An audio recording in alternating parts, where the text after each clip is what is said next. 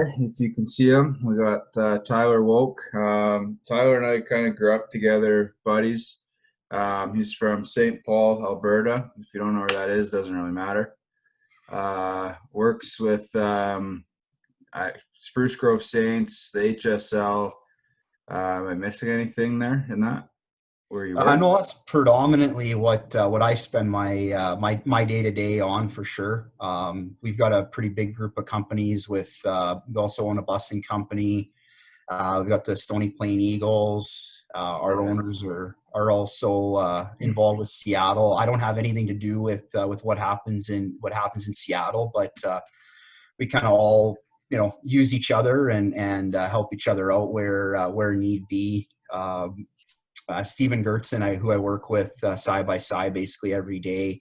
He's a lot more involved with Seattle, with being their director of player development and that kind of thing. So he and I kind of look after the HSL, the day-to-day side of things, and then also look after the skill development with the Saints in-house and our own academy, which is also another entity that we operate, our Saints Pro Hockey Academy that's within the HSL, and we're going to be coming up to our 5th year on the academy, so it's pretty exciting, and get to work with some really good players and real good families, so it's exciting. Right on. How long have you been working with these guys? So I've been working for Dan and Lindsay LeKelt, our owners, for just over 5 years. Kind of started in a very, very, very small role with just Stony Plain, with kind of helping with advertising dollars and kind of helping that team with financial means and that kind of thing, and trying to help as much as with player recruitment and that kind of thing. And they very motivated, super smart, very very energetic guys that have been very successful with their own company, and they the first thing that they would say, they owe a lot of their success to playing senior hockey and the guys that they got to know and the rapport they created with them, and just the relationships that they've created. Their insurance guy they played with, the banker, and there's a lot of synergies with with getting to know guys through playing hockey, and obviously it's a pretty small circle, and you get to really see a different side of people when you play team sports with them, and the end goal is not about playing the NHL or whatever, because obviously there's very few guys that attain that, but not everybody's going to get there, but to have that goal for sure, it's great to have. But long term, when with hockey, it's just creating the relationships. I know I watched you and Watts on Friday with your interview that you released, and he talked about it and hit the nail on the head when it comes to personal relationships with people. And so yeah, it kind of started very small, but saw the vision that they had, and they've been great to work with, and keep you energized, and you're always moving forward on something, and there's basically no barriers that you can't break down. And obviously that's kind of a telltale sign with the HSL and what we've been able to accomplish over the 4 years that we've been operating the league. So you work with Spruce Grove with the Saints a little bit. What's your role with them? I help Steven Gertzen with player development. So he and I are probably on the ice with the guys, I would say 2 to 3 times a week, depending on what our schedules are like. Obviously in the winter with operating a league, sometimes it gets a little bit hectic and crazy, but we try to get out on the ice with those guys as much as possible, working hand in hand with Bram, Marty, and Harry, the coaches with the Saints, and keeping an eye on players, and just working with them to continuously develop their skill sets, and working on their weaknesses, their strengths, and obviously the end goal is to get those guys to a point where they're garnering NCAA attraction and that kind of thing. So that's the biggest thing that we work with the Saints guys, and it kind of breaks up the day to day with being in the office and that kind of thing, being able to get out onto the ice and kind of have some fun. It's serious, but we're also being skills coaches, as Blair, it's outside of the system. You're just focusing on the individual. We do a fair amount of stuff that's related directly into system play. So, where guys are on, certain spots on a breakout, how to chip a puck in and skate into it, just a lot of little things. And we leave the system coaching and everything like that up to the coaches, and those guys know a whole hell of a lot more than I do. That's for sure. Mm-hmm. I know before you were working with those guys, you were doing kind of skilled power skating stuff with the different companies. So you weren't directly involved with the team then. Now you are. Do you think that role has changed now that you're more directly doing it with a team than per se your own company? Yeah, I think that's a good question. For sure. I think it's a little bit different. Yeah. You need a little bit of help with the ego department. But no, I think it's, working in a team atmosphere, something that even when when I used to work for Steve Serdachny for a number of years, about 7 years, it was something I always wanted to get to, was, being able to work with a team, and just all the things that come with it. Being able to, be a part of going into a team atmosphere rather than a group atmosphere, that kind of thing. You get to learn, we get to watch these players a lot more, time permitting. And then, you're able to kind of develop some plans on what what they need to work on to get to the next level, and that kind of thing. So, it's definitely, it's a lot different, but it's, at the end of the day, it's similar in what you're teaching and what you're coaching, and everything like that. It definitely pushes, a guy like myself who's, predominantly worked with youth, and obviously, a fair amount of pro players and junior guys and that kind of thing. But, as well as anyone else, as soon as you get on the ice with, maybe it's even one, Western League prospect, the first time that you're on the ice with that guy, he's a highly touted player. Like, it forces you to amp up your game. Yeah. When you get an NHL guy, it's even more so, right? And at the same time, you're trying to tailor things to, maybe some of the younger athletes that you have on the ice, because you're not just going to have, especially when you're starting out, you're not going to have a full group of 15 to 20 NHL caliber players, right? So, but when you also see that, you definitely see how, there's, at the end of the day, everybody has to have fundamentals. Everybody has to have that grassroots structure of their development, whether it's skating, stick handling, shooting, those kinds of things. And guys have things they like to work on. Guys have things they don't like to work on, right? So, it's awesome. Like, it's to be able to work with high level coaches, like the coaching staff that we have in Spruce, and being able to pick their brains of, what they see in a game. And I remember one time I'd asked Bram if he wanted some help with, pre-scouting, and he showed me some of the notes that he has from watching teams, and my mind was blown. I was like, okay, well, they like to dump the puck. And he's like, well, where do they dump the puck? Why do they dump the puck? And, once you start having those conversations, it's like, I don't know. I'm just watching what I see, right? And I think it's kind of, comes down to where I come from in terms of my background. I focus a lot more on individual guys. Like, okay, that guy likes to go in one direction, or, when he's going down the wing, he likes to use one particular shot, or he changes the angle in a particular direction. How do you work on that guy getting more of those opportunities, but also to kind of adding more tools to his toolbox to allow him to be more successful? Yeah. What do you find, like, in your experience throughout your career, the difference in doing skills with like younger athletes versus guys that are older, maybe that are having success at that level, or pro players? Because at the end of the day, like, hockey is hockey. Like, you have to skate, shoot, handle pucks, pass. But how do things change, and how does it evolve for those older players versus the younger guys?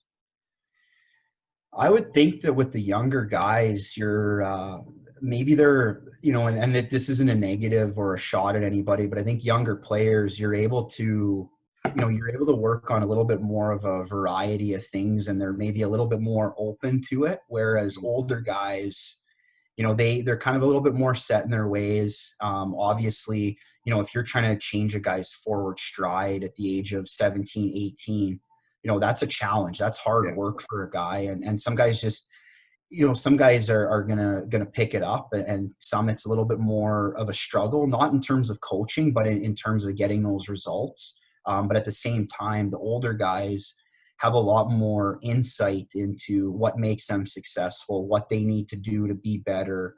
They're just more students of the game, right? They get to Yeah. watch themselves on video a lot more. Our guys in Spruce are mandated to have at least one video session a week with the coaches, and the amount of video that goes on is huge. So they get to see themselves every week. They can go back on hockey TV or on our broadcasts that we do here to go and watch their shifts on Huddle and whatever else, and really kind of, get that feedback. And I know it's something that, Gertz and myself talk about quite a fair amount, is talking with our guys to, work with them on, what they see in their game or what they want to work on, or maybe they found a video on Instagram from one of the skills coaches of an NHL clip and say, hey, what, I want to work on this. Like, I think that's something that I can add to my game. So I think there's positives and negatives to the different age groups, but at the end of the day, having intrinsically motivated athletes is huge, and getting that feedback from them is huge, right? So that's a big thing, I would say, is just like the feedback from the older guys, and we want to keep those doors open. And I know, like, I keep in contact with a few of our players and, say, hey, what's been going on? What have you been up to? Shooting pucks, what have you been doing? And, just kind of getting more feedback from them on what they want to work on and what they see, especially with, all the great videos out there that you can see on Instagram and everything like that. But at the end of the day, it's not just about putting a guy out there with 1,000 pucks and saying, okay, well, here, take it 500 Matthews shots, shoot the puck 500 times like Lion A, or, you can do that, but then you have to integrate that into a game type situation. And sometimes, I know, like myself, that's a bit of a challenge, and, but it makes you better. It's, no different than what you do. Like with yourself, when you're, last year when you're coaching midget AAA at a point and running your BAC skill sessions, you must have found that there were so many times where you would watch a game from the bench and then be able to go out on a Monday ice session, and none of those guys might even be on your team, but you're able to relate that, right? So, like, even for yourself, how did you find the transition, like, day to day, from being a full-time head coach, running a team of 18 skaters, 2 goalies in systems, in comparison to running group sessions? I think when I started, that was probably the thing that I was worried about the most, was if I was going to be able to separate it. And it actually probably ended up being the easiest thing for me to do, was to just separate it, and it was a way to kind of get away from the rink, but not really getting away from the rink. You know what I mean? Like, I'm away from the stresses of coaching and everything that goes with it. I'm on the ice with these guys that want to learn, they want to be here.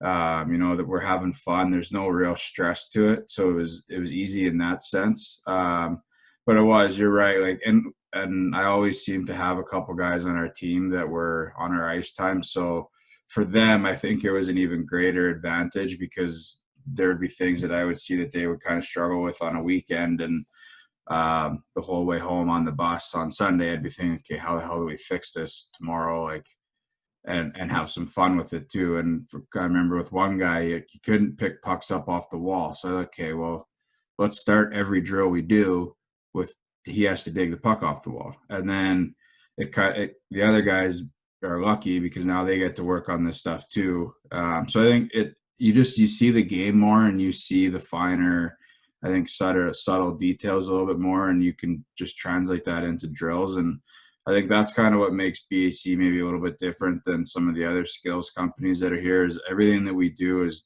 ripped out of a game.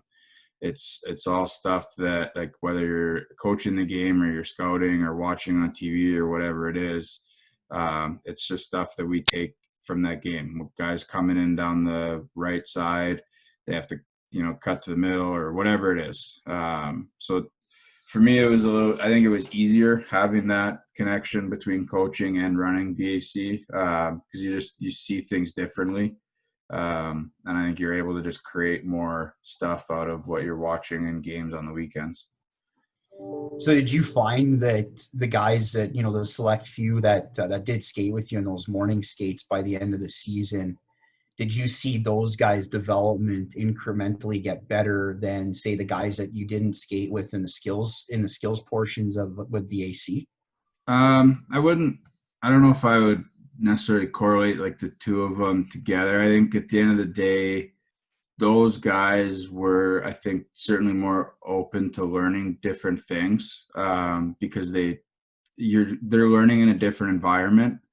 If that makes any sense, like, and I think for them, they got to know me as a different sort of person too, as their skills coach versus their hockey coach, and I think it's hard for them too in the beginning. Like I always would, I would know when guys are going to come on Monday morning. Like, okay, this guy, maybe he didn't play a whole lot in the third period. He's not coming Monday. And most of the time it was probably the case, and I don't blame them for that. But there would be guys like Marcus Newen or Alexei Trishchuk were two of them that didn't matter how hard things were on the weekend. They were there Monday morning ready to work. And so you see those guys get better. Absolutely. And I think that's a lot of it, just the way that they're wired. But then there's guys too, like I would probably this year say that we did more skill development stuff than I have with any other team. Just because of the stuff we're doing with BAC, like Riley and I would think, shit, like we should do this with our team because we struggle at this. And we had a really young team this year in midget, so I think it was good for those guys to go through all that. But I do think guys that are able to get in ice times where they're working on situational skills that is outside of their actual hockey team, where they're just able to do it on their own in a stress-free environment. I think there's a lot of progress in those guys for sure. Yeah, it's definitely unique. Not that nobody else does it, but being able to have that platform to specifically watch those guys, and like you said, I think it's a true show of character, and just the mindset of kind of having a more of a professional mentality of being able to kind of take those lumps on the weekend and realize, what, like I'm on this team and I gotta do whatever I can to be valuable so that, a weekend down the line or 2 weekends down the line, I'm getting tapped on the shoulder when we, need to, defend a lead or take the lead and get a goal, whatever it is. Right. So yeah, it definitely gives you some more insight into the mentality of the guys that you have within your own team for sure. Yeah. No, I think that was probably one of the biggest things I got was just you get to know those guys a little bit differently and probably just a little bit quicker because you're with them in that kind of stress-free environment. And I think Riley and I would make sure on Monday mornings at 7 a.m. that, like, let's have fun with this because nobody really wants to be it's 6:30 in the morning. You're in a freezing cold arena on a Monday when you just got back from Grand Prairie the night before at 9:30 p.m. or 11 p.m. or whatever it is. But guys are there and they want to learn, they want to put in the work. And I think that's why, a lot of those guys have so much success is it doesn't matter what it is. They love playing hockey. They love being on the ice. They love learning. And with a couple of those kids I can think of, they'll send me stuff on Instagram or Twitter. Like, hey, like, can we work on this? Or, hey, I felt like I was really struggling on, making this play or whatever in the games. Can we maybe put something together on Tuesday or Monday, a drill for that? So it helped them be able to kind of look at their game and just reevaluate it, through their own lens and be accountable and knowing that they have a safe outlet that it's okay if I'm struggling with this because on Monday I can work on it. Yeah. And I don't think everybody gets that opportunity if you're not doing it, which is fine. But I think it's just it's an extra tool for those guys. Yeah. Well, and like you said before, very fortunate to work with Steven Gertzen, who played pro, played the NHL. He's a great guy. He's unbelievable at the skill set that he brings on the ice when we're working with guys. And we talk obviously all the time, but bounce a lot of ideas off each other, and him a lot more often than myself. But definitely one of the things that he always talks about is, like, ultimately a skills coach isn't going to be there all the time. Like, you have to take your skills into account and you have to be your own skills coach, and being able to have guys that are engaged and motivated to find stuff like that.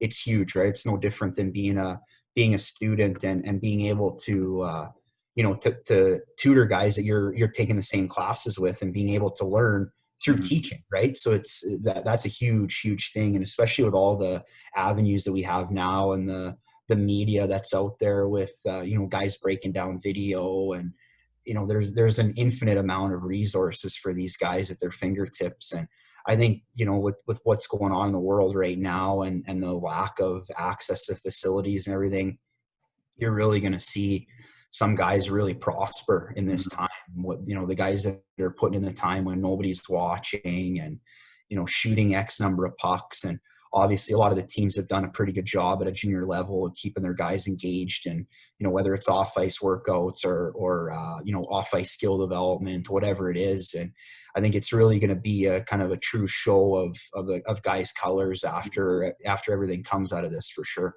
No, I think, and I talked about this with someone else a couple of weeks ago. Like, I think there's going to be some separation, and I think even from the NHL to junior to midget players, bantam, like you're going to see the guys that spent these 3 months keeping their habits in shape, getting good sleep, eating well, doing workouts, keeping their cardio up. And then you're going to see the guys that, were up till 3, 4 in the morning playing Fortnite and, eating chips and like guys like yourself.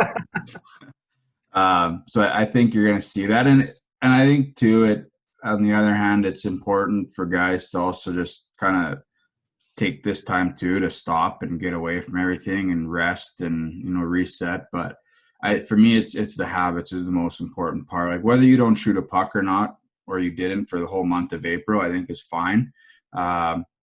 You have to be able to come out of this, whether we're back on the ice in July, August, or October, or whenever it is, loving the game more than you ever did. And I think that's where you're going to really see the, kind of separation between guys is you'll see who loves the game and who really plays it to be a hockey player versus guys that are just playing. And so I'm interested to see that. And I think you're going to see it in the NHL too. I think there's going to be guys that are going to struggle because they need somebody there to, like, they need that team environment to hold them accountable. And obviously you don't have that as much the last couple of months. So, and it was hard for me too. Like in April, like, oh man, I was probably going to sleep at 2:30 in the morning every day and sleeping in till 10, 11. And I'd get up and I'd hate myself for sleeping in that late. But then, well, what do I have to do? I have nothing. I can't run my business because we can't go to the rinks. I don't have a job outside of this. So like literally just sitting here. And then I thought, okay, well, I can't do this. And it was tough, but and started just working out a little bit more and trying to get my shit together. And, you find extra creative resources, I think, when you do that. And so, and I think it's the same for everybody. Yeah, it's it's one of those things that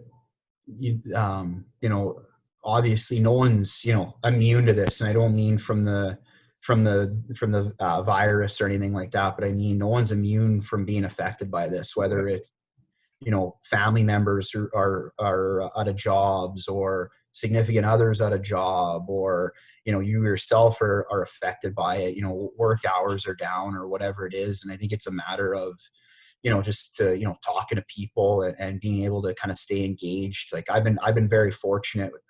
We have been as a company, other than the sad fact that the season got canceled, as you're heading into the second round against Whitecourt with the Saints specifically. And, our 20-year-olds and some of our 19-year-olds who are committed to college next year kind of get robbed of that opportunity to go back to a North final for the third year in a row, or to the league final, sorry, for third year in a row, and that kind of thing. So there's, a lot of unfinished business that gets left. And, at the end of the day, we're all in this together, and you got to be able to, like you said, just try to find a routine and keep yourself, your mind occupied and your body occupied. And, our lovely Alberta weather sometimes doesn't really, adhere to wanting what's best for us. So you got to find other avenues of keeping yourself engaged. And like even doing these conversations, it's awesome for you to be able to have a platform and be able to do this and keep yourself busy. So it's awesome.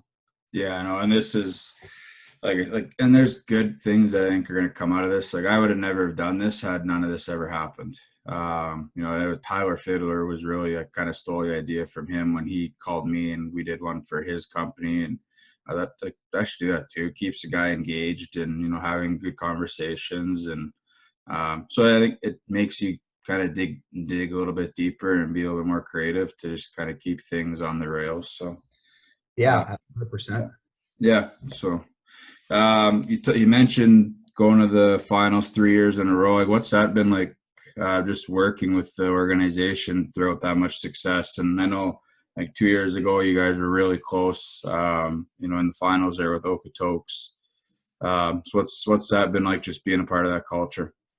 I mean, the culture is, we always talk about it. It's top down, right? And it comes from our ownership into our management with Rob Sklaruk. He's awesome. We're in the office every day together. Not now, but as we've kind of gone to a bit of a rotation in our office here, but he demands. They put you in the under the stairs there. Yeah. Actually, you know what? Believe it or not, Robbie usually works out of here through all this, so that we can be distances. There's usually only two of us in the office on any given day, but when he comes in, this is where he usually hangs out. It's nice and quiet back here, but no, I think culture is obviously something that everybody throws around, but until I think you can really be kind of ingrained in something and see what it means. Bram's done an unreal job of just carrying on the culture that's always exists in with the Saints, whether they're in St. Albert or here in Spruce. And, the success speaks for itself. And like I said, it's ownership down. They expect the best out of everybody that works for the team. And it's either you're in or you're in the way, right? Mm-hmm. And we see it every day here. You have guys that are, on an off day are coming in to roll out or ride the bike for half an hour. And, it's going that extra mile. And I know last year, Bram kind of really kind of carried forward a moniker of, champions do more. Whether that's being a vet at the end of practice, picking up pucks or grabbing water bottles, or, those things don't go unnoticed. And here, what you're trying to do is you're trying to create, 22 leaders by the end of the season, or 24, whatever it is. Is everybody going to be a 50 goal scorer like Chris Van Oshaw, 3 years ago? No, but you need those unsung heroes to pop up when need be. And it's a matter of trying to, show everybody that, it doesn't matter whether you are a fourth line penalty killer or whatever it is.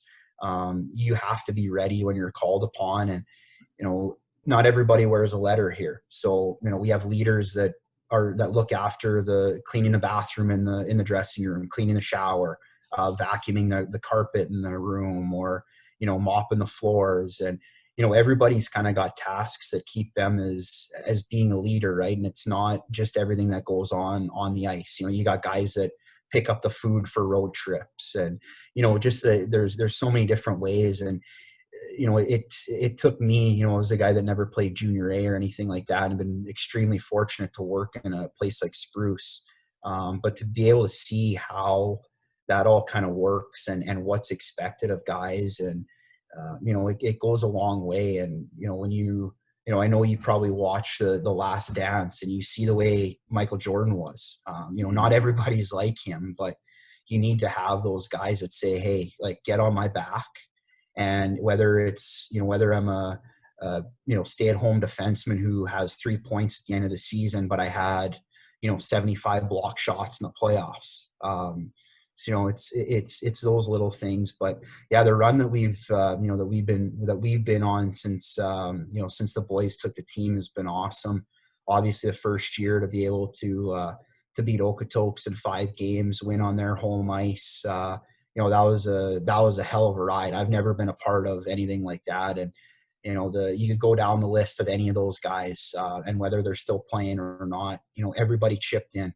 The guys that did video, they knew, after the first series, like, hey, you know what, like, chances are I'm not going to play, but I need to be engaged, because if I'm not, then you become a negative light. You don't want to be that guy that at the end of the season, you're like, oh, well, before the game, he was in the room talking about all the girls he was talking to or whatever it is. You just can't have that, right? And to kind of have that culture is huge. And Bram operates things here, maybe a little bit different than other organizations where, we don't have a first line, we don't have a fourth line. The first 2/3 of the season is you got to get everybody up to speed because, like I look back at when Vanner went down in the final series against Okotoks, he breaks his finger on blocking a shot, a 50+ goal scorer that season blocks a shot in game 4 and, needed surgery on his hand. And okay, well, where are you going to get that guy that's going to fill in that role? Well, you're not, but you need to have a guy that's going to step in and be able to contribute in some way, shape, or form, and step in and be a team guy. So that was an unreal year, and then we ran into an absolute buzzsaw in Wenatchee, who that team was just gross. Like, they were unbelievable to watch. Even watching their morning skates here when they were in town, it was impressive. No different than when when Papuano comes in here with Brooks to watch their morning skate. It's just like, oh my God, like it's on another level. And I think when it comes to junior hockey, it's, you got to take teams' best practices. And I don't mean practices of what drills you run. It's how they run things. Yeah. What's expected of the players. Do they travel the night before? Do they stay over? There's so many things, but last year we ran into another buzzsaw in Brooks, and they obviously went on to win the RBC on their home ice. And, they were as impressive, if not more impressive, than Wenatchee. And, this year would have been,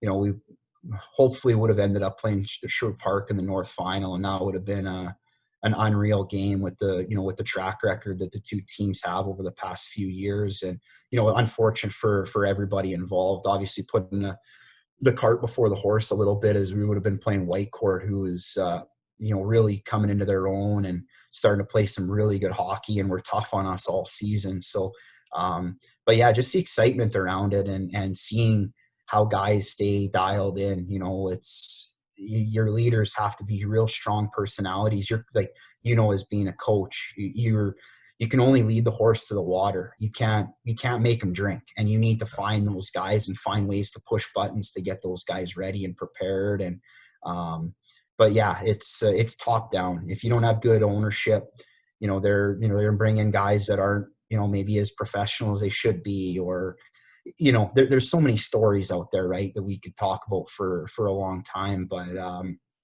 yeah, it's so exciting to be a part of, and to see the young guys when they come in. And, you want to have a program that you want to have guys that when they show up, they're coming to compete for a spot. And that's what you want. And, sometimes there's not guarantees of being a 16-year-old top 6 forward or anything like that, but we're here to develop you. And if you're willing to put in the time and the effort, you're going to reap the rewards at the end. And not just worrying about the end result, which happens way too often, especially at minor hockey levels.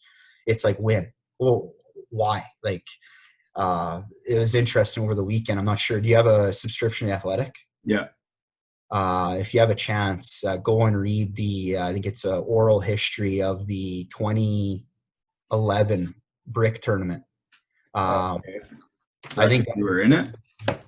31 first-round draft picks. I think they had, I believe, off the top of my head, I think it was 18 kids that played in the first, or that were drafted in the first round that played in that Brick Tournament, which is insane.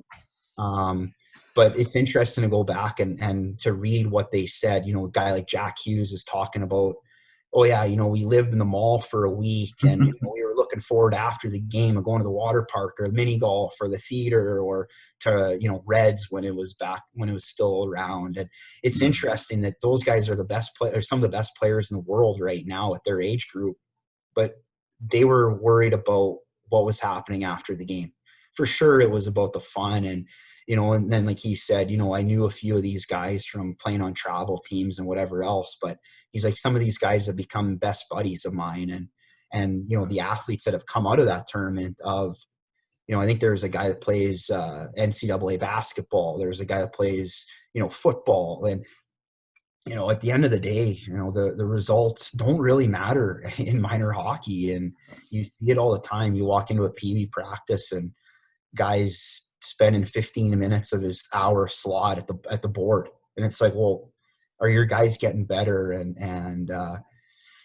Just being able to have conversations, even with, someone like yourself with the history and the career that you've had in coaching, and, how do you keep things fresh? How do you keep things motivated? And, in practice, if you're doing individual skill development, how do you make the most of that time? I know we had a conversation with a guy I think he's originally from BC, but he's been working in Russia for a KHL club, and he's developed a development program that's like from 8 to 25, and ages 8 to 25, and they go through all these skills and whatever else. But to see where that all goes and how all that works together, they're result orientated when they get to junior. It's not, it's a process, right? And everybody talks about that. It's, no different than, well, I need more money. Well, how are you going to make more money? What are you going to do so that in 6 months you have $3,000 saved up or whatever? It's a process. It's saving money every month. It's, those kinds of things. So it's, pretty interesting. Yeah, and I think you said it, culture is it's a buzzword, I think, but until you're a part of either, I think, a really good one or a really bad one, it's such a huge part of things. And I think there's reasons that, Brooks is always competitive, Spruce Grove is always competitive, Okotoks is always competitive.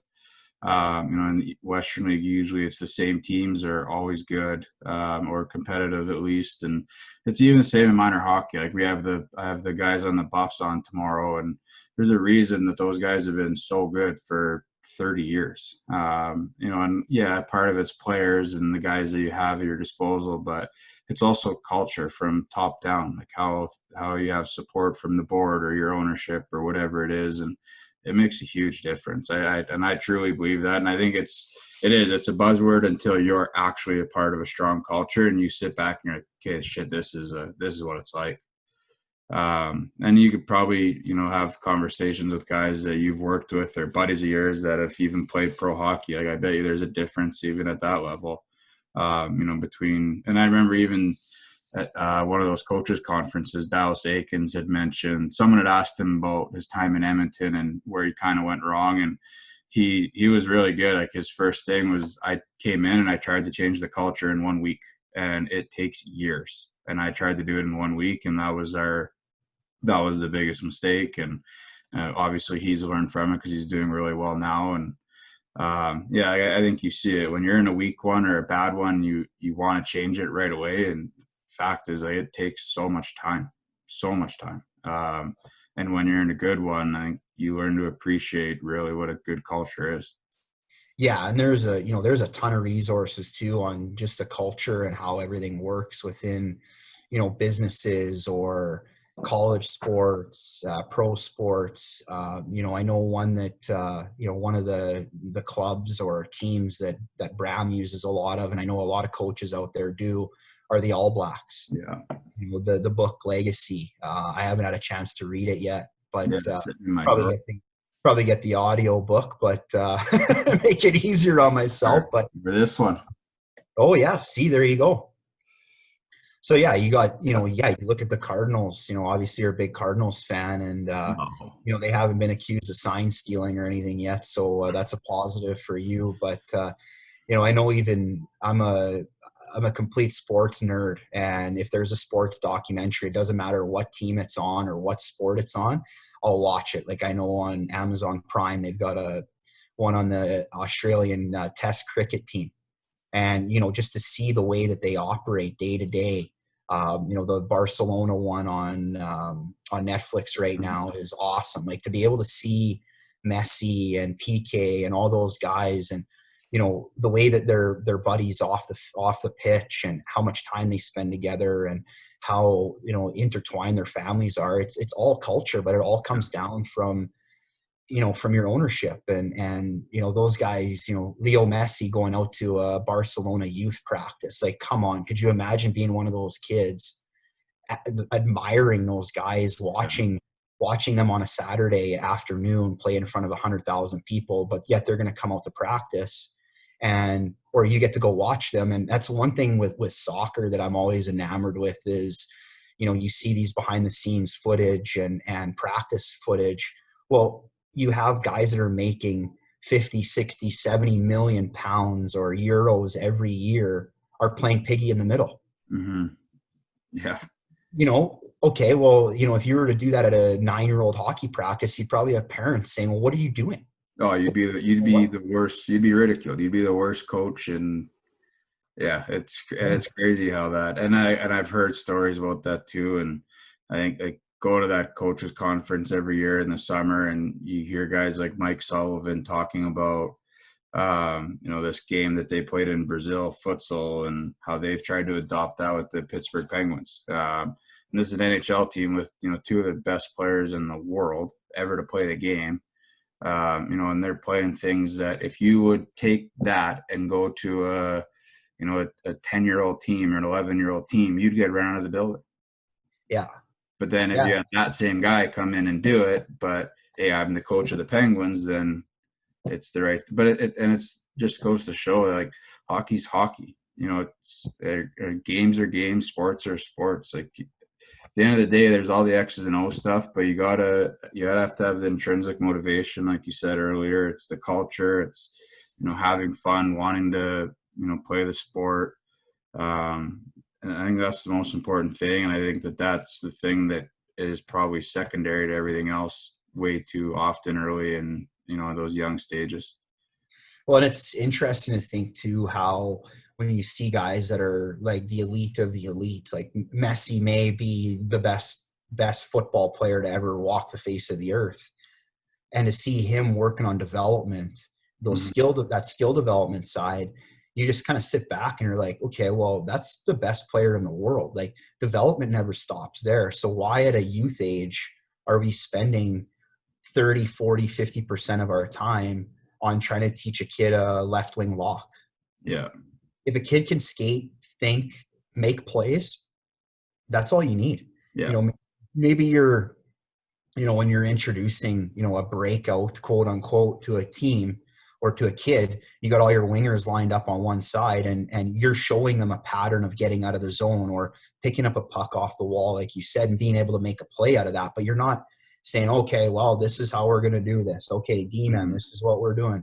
D-man, you're not allowed to skate the puck. And like, I look at, especially defensemen, you look at where the hotbed is in Sweden. Well, those guys are allowed to make mistakes. Yeah. And, being able to make mistakes is huge because you have to learn from it. And you can't have a coach who says, oh, what were you doing there? It's like, well, no, like, what options did you have? Like, why did you move the puck there instead of there? And then you got to give that kid a chance to go back out, right? It's different if a kid's having an off night and he's just not there.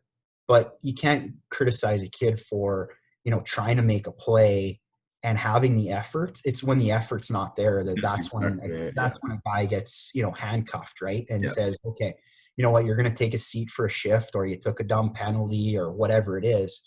But yeah, it's interesting to see how that development never stops. There's a reason why NHL teams have, you look at Toronto, for example, obviously, with, my brother-in-law, one of your good buddies, Jeff Carter, knowing Denver Manderson really well. And I talked to, Jeff quite a bit about what Denver's doing in Toronto with the Leafs. And there's a reason why the Leafs have all this sports science and do all this development. And especially nowadays with the athletes that those guys are dealing with at that level, they're a lot younger. And a guy like Austin Matthews is used to having a skills guy all the time and being able to work on those fine tuning of his shot and whatever else. Right. And, it's an interesting, dynamic for sure. And I think the more and more that these athletes are, being younger and younger, the development can't stop, and it's one thing that, okay, Connor McDavid, for sure, elite as elite comes.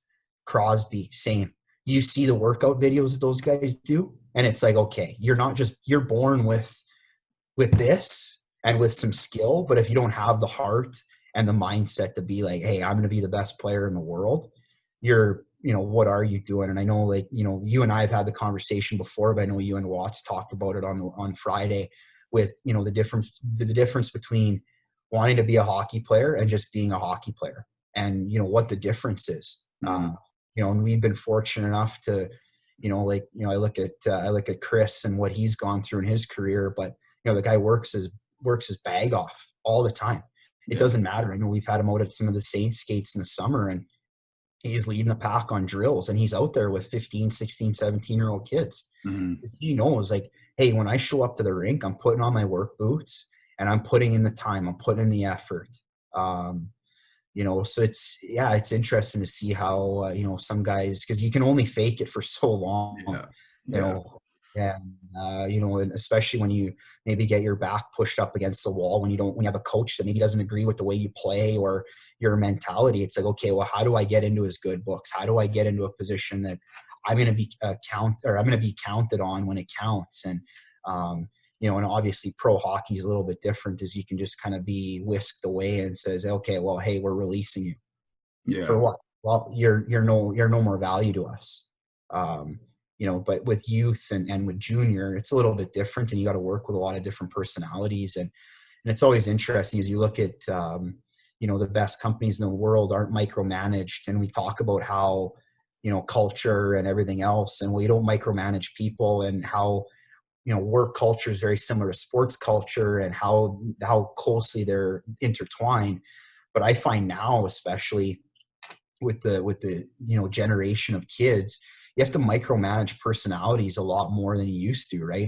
It's a little bit different than growing up in St. Paul and having a coach that would come in and kick the garbage can and call you, a bunch of whiny babies and whatever else. You know what word I'm looking for, but I'm not going to say it. But it's a little bit different from back in the day. Come in, kick the garbage can, punch the door, whatever else. Is Yeah. now it's like, there's a couple kids where you can pull aside and say, like, what were you doing? And get pissed off. But then there's some kids where it's like, hey, little Johnny, we got to be better in this area. Like, what were you looking for in this play? And, that kind of thing. But yeah, it's really interesting to see how those dynamics all kind of work, for sure. Yeah, and I think that's the one thing with youth hockey that's probably changing, and that's kind of the art of coaching too, is knowing how to manage all of those personalities. But I think for me, at least in my experience, it should just be that, like, I have no problem, and I tell the parents right away, it's going to take us 2 months to figure out how to run, manage all these different personalities that we have. But let us figure that out with the player through trial and error, and let's have player feedback and everything else. But the problem I think that happens now is that they get far too involved. And like you said, it's, the problem is when there's no effort, that's when you're missing your shifts or you're losing ice time. It's not when you make mistakes. It's when there's no effort and you can't get the guy going. And just thinking back to this year where we had way too much parent involvement with our team. And that was a conversation that, man, I probably have to answer that every week is, well, why is this player allowed to make this mistake, but when my son does it, he sits?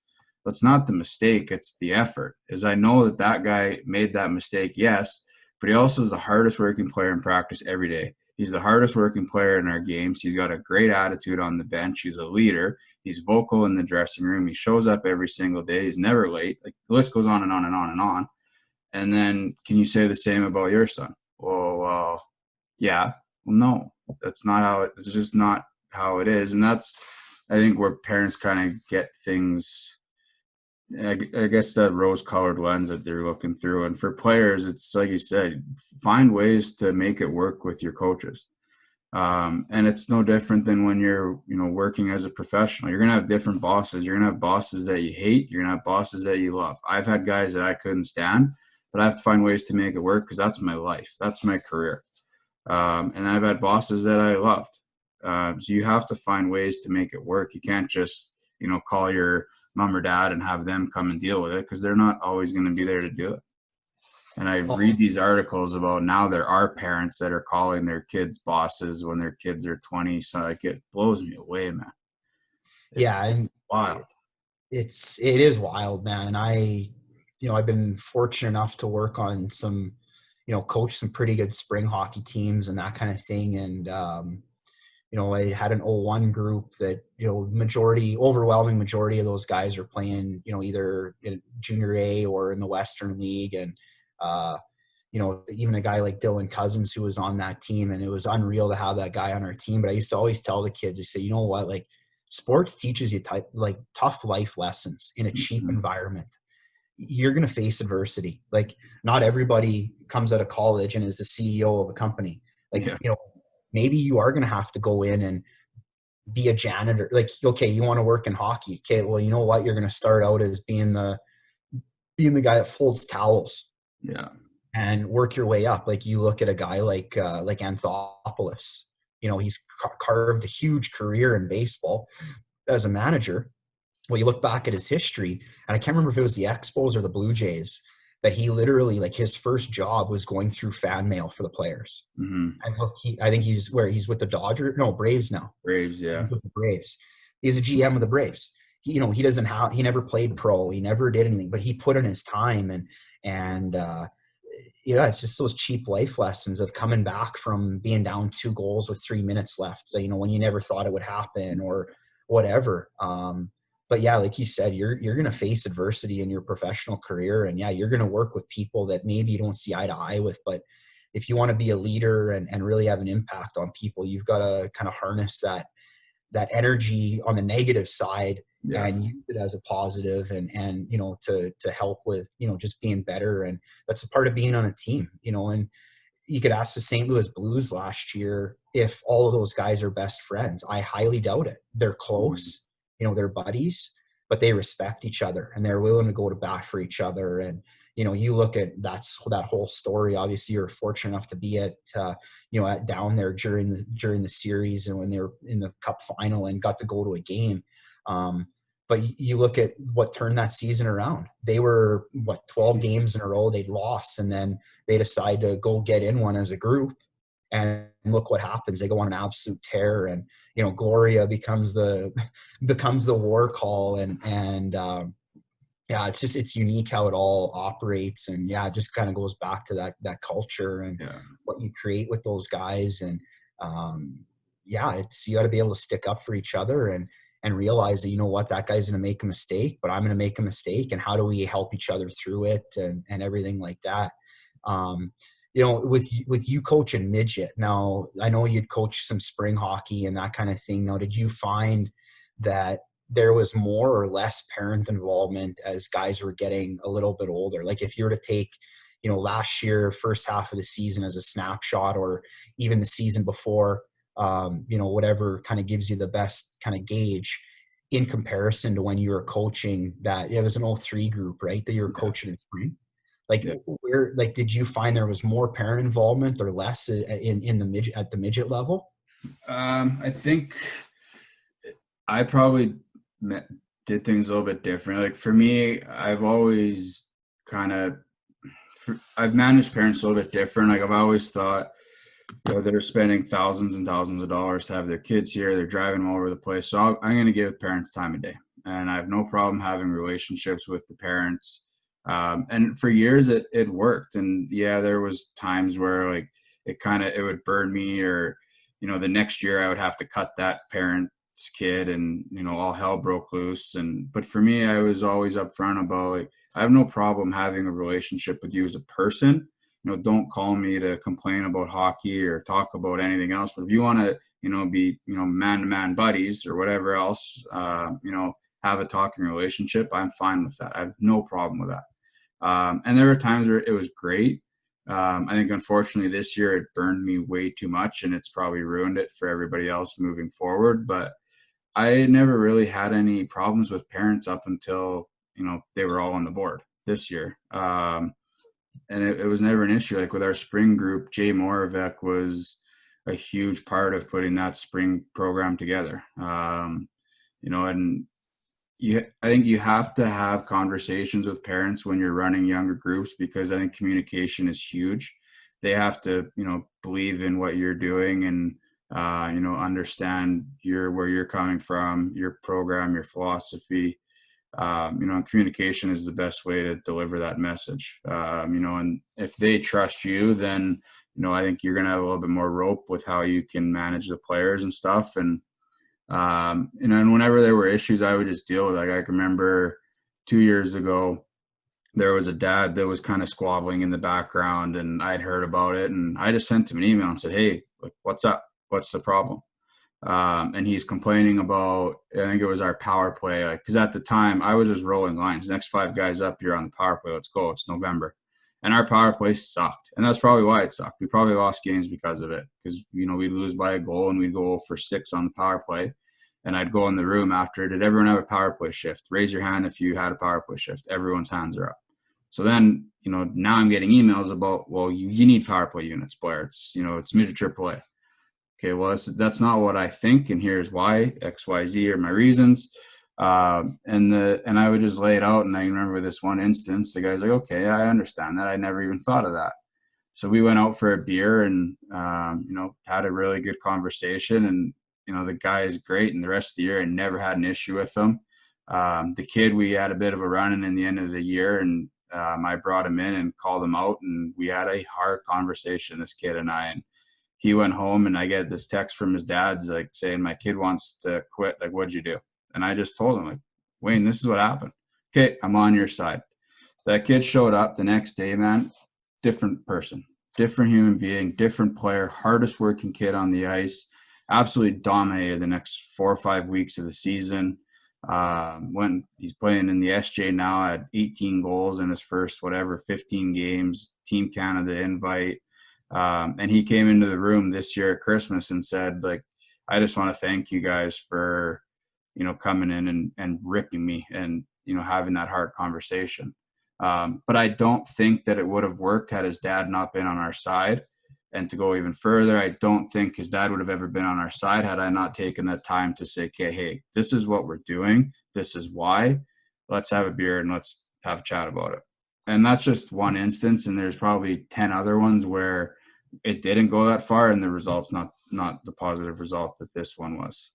So I think as a coach in minor hockey, you have to find time to manage the parents and engage them and have conversation. And I think it's important. But they also need to understand that it's not going to be easy for their kid. It's not free. It's not, there's going to be days where the kid doesn't want to be there. There's going to be bad days. There's going to be hard days. But the parents have to understand that you have to let the kids work themselves through that. And when you do, the result is going to be tremendous.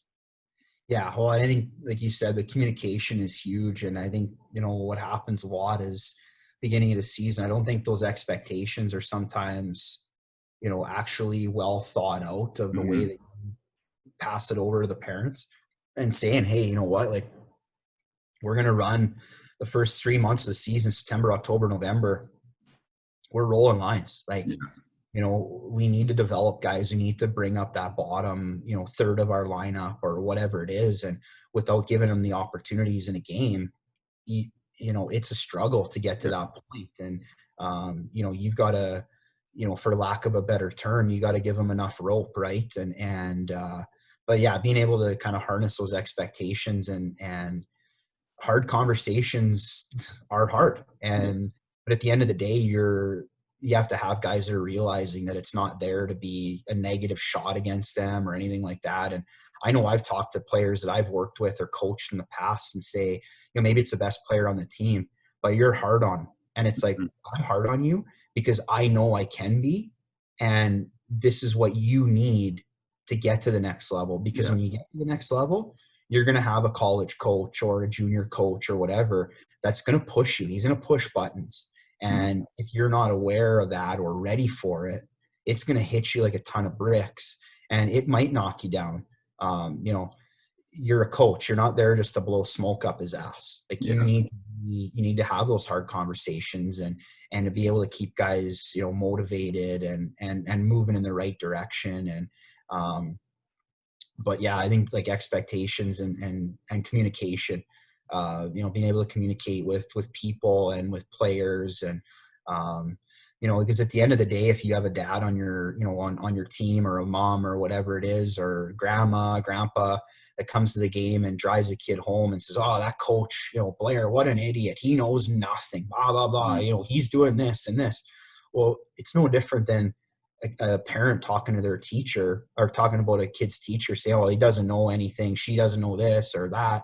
Well, as soon as you say that in front of a kid, light Yeah. bulb goes off. My parents think this guy's dumb. I think he's dumb. I'm not listening. And if that happens, I don't know. It's tough to come back from, for sure. No, it is. And I think that's where, and I always say this in our first parent meeting, is a group of parents can sink a ship very fast. And I've seen it happen. And that's all it takes is that one conversation where the kid's like, oh yeah, shit, they might be right. Or the next time that, coach is hard on me or sits me for my third dumb slashing penalty of the period or whatever it is, I know that my parents are gonna rip this guy apart, so whatever. And it's just the kid never learns. He's never gonna get any better, and it might help him. It might get you the coach you want in bantam or midget or wherever. But at the end of the day, at some point, that road's gonna stop, and you're not gonna be able to, use your voice anymore as a parent that's complaining about stuff like that. Like, at some point the kid's got to do it. And if the player is 20 years old and playing junior, and that's when he for the first time has to go through a hard conversation on his own, he's screwed.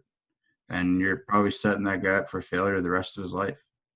Yeah, and we're definitely at a point, like a stage in in the world and the athletes that you deal with that accountability. Like everybody talks about it all the time, but if you can't hold guys accountable or find a way to make it work, it becomes a massive challenge. And like you said, not going through those difficult times, maybe in bantam or in midget with somebody that you don't have control over or whatever as a coach, that's a real shot. Like that's you're potentially talking to a guy that never has got cut from a team, has never been outside of the top 3 in scoring on his team, scores 100 goals a season. Well, it's eventually like it's going to dry up. You're not going to carry forward those numbers. And, I know I even see it with some of the guys that we have that go to college and, are elite level players, and, you talk with them and it's like, it's been a challenge, the coach and, this and that. And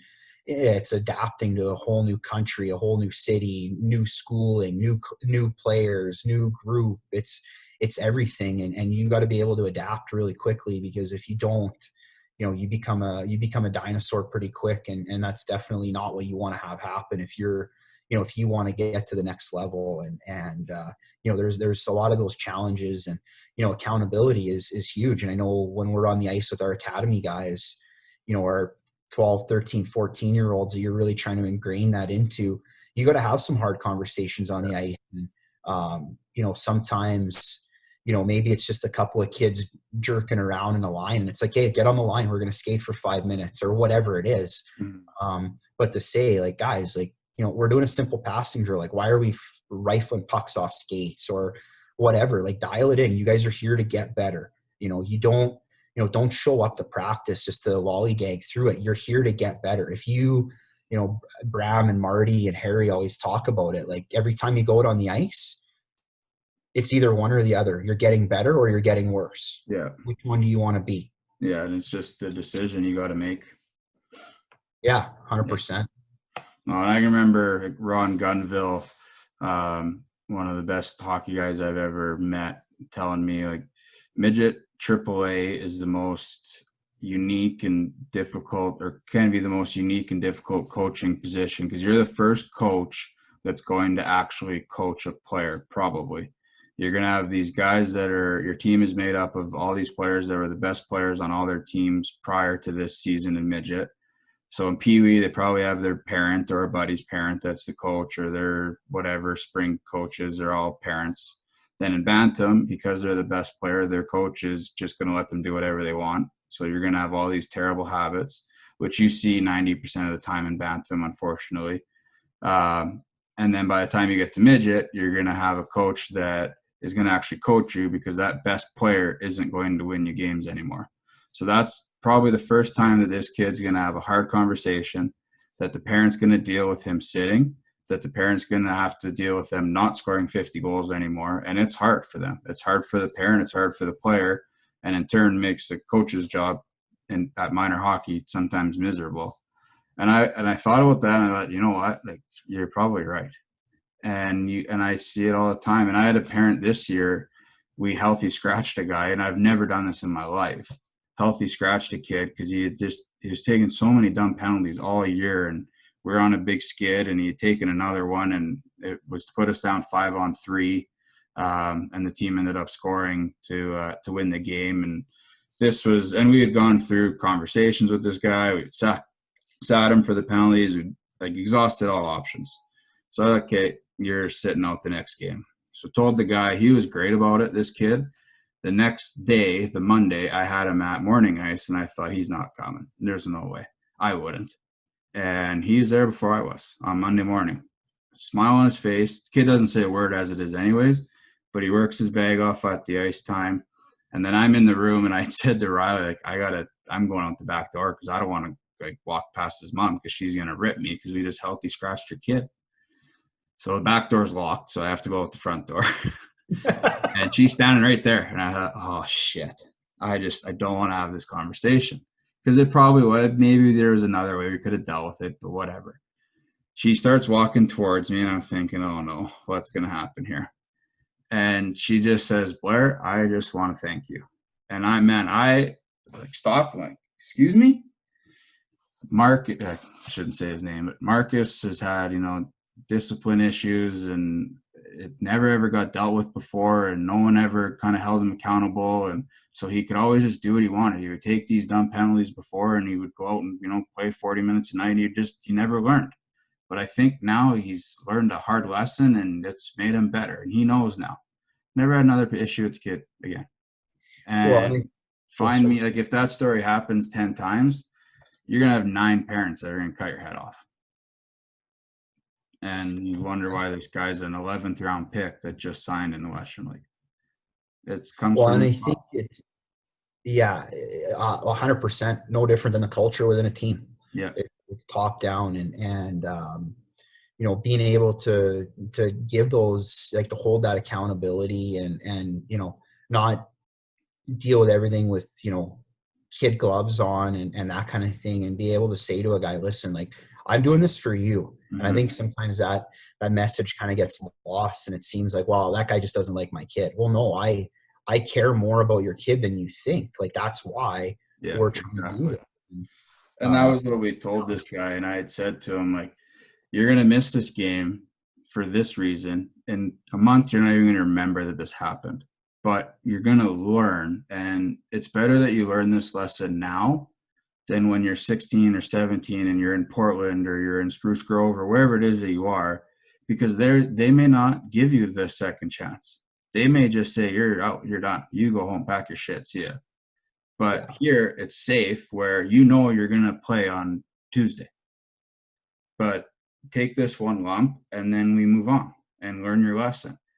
And I don't think there's enough people, and maybe it's part of the coaches too, because you just don't want to go down that road with parents. And I get that, because there's been times too where, and especially this year, because it turned into such a gong show, where I was just like, it's just not, it's not worth it.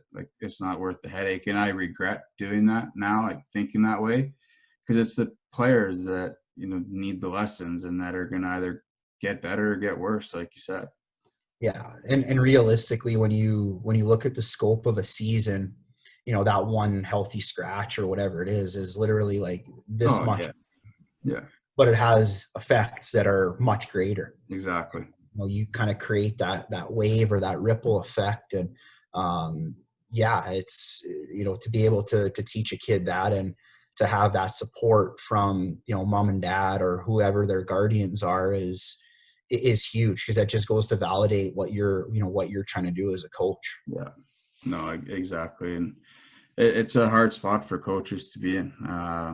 And, I think at any minor hockey level, it's probably like that. And I think some days these guys, you probably go home and you're like, well, this is a volunteer job. Why am I doing this?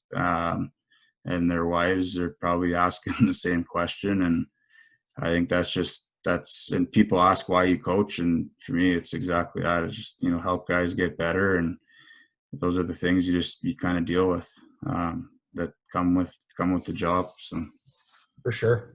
But yeah, we're rambling on big time here now, but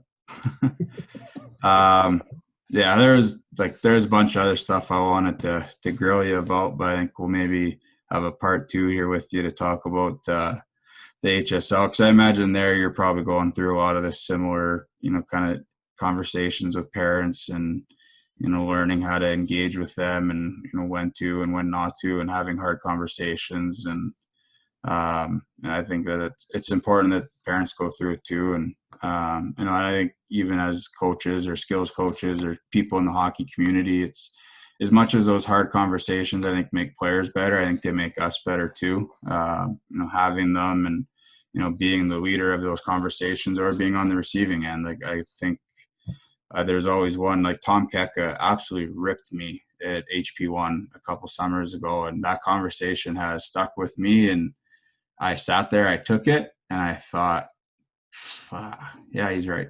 He's 100% right.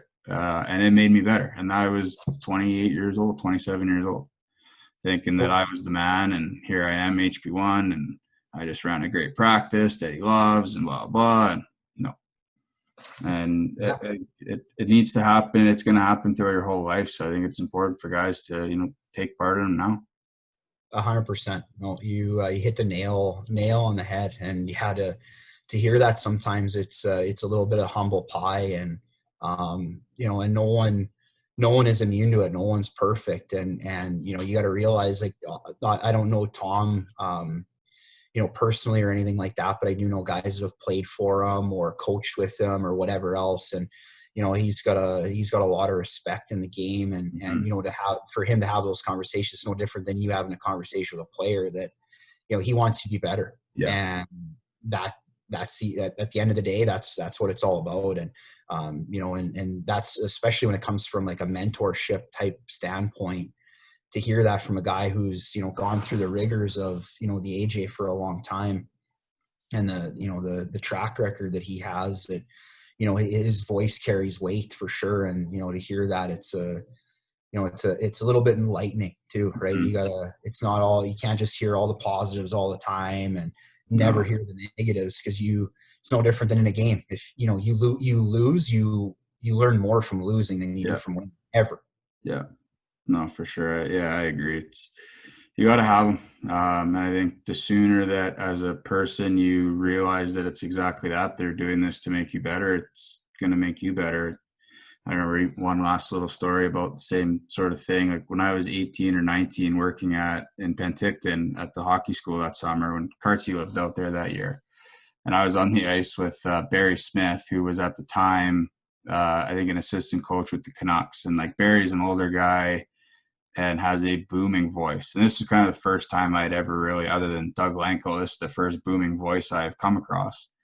And I was out like just pushing pucks, helping him out. And I'm trying to learn, and he is screaming at me to get pucks out of the way. Like they're just, wherever on the ice, and, get pucks set up, and he's drawing up the drill, and I'm skating as fast as I've ever skated in my life to get these pucks set up for him. What's that? High stepping. Yeah, exactly. And I remember one time I didn't get him set up in time, and he's losing it on me. And I went back to the dorm and I was like, I hate this. I'm done with it. I can't deal with this guy anymore. And I remember I called my dad, or I think it was my dad I called, and he's like, what's your problem? Suck it up, man. Like, deal with it. Why do you think he's doing that? Yeah. Like, then my dad's like, don't be so fucking lazy. Like, do your job. So I'm like, shit, there's no safe outlet there. Like, my dad's ripping me now too. Yeah. So I went back to the rink, is the same thing. I thought, I get why this is happening. And I, to this day, I would say that guy Barry Smith has had as much of an impact on my coaching career as anyone. And it was just from a couple of weeks of working with him in the summer, of him screaming at me. Yeah. And that stayed with you a lot longer than any of the positives, right? Like, and it's not that it's a negative or anything like that, but that sticks with you, a lot more than, a kid talking to you after the camp saying, hey, I loved it. Thanks for everything. Like, of course that stays with you, but the big impact is hearing that kind of thing where you can take it in and realize, okay, well, what was I doing wrong? How do I get better? What do I have to do, to get to that, next level or whatever it is? And, it's no different. Like I said, like sports are all cheap life lessons, and it doesn't matter whether you're the trainer or the guy that does laundry or, sews name bars on or whatever, right? It's, you know, you learn from those experiences. Yeah, no, it's exactly it. No, it's good conversation, man. Okay, well, thanks for having me, Blair. Yeah, no problem. Go get that laundry done, buddy.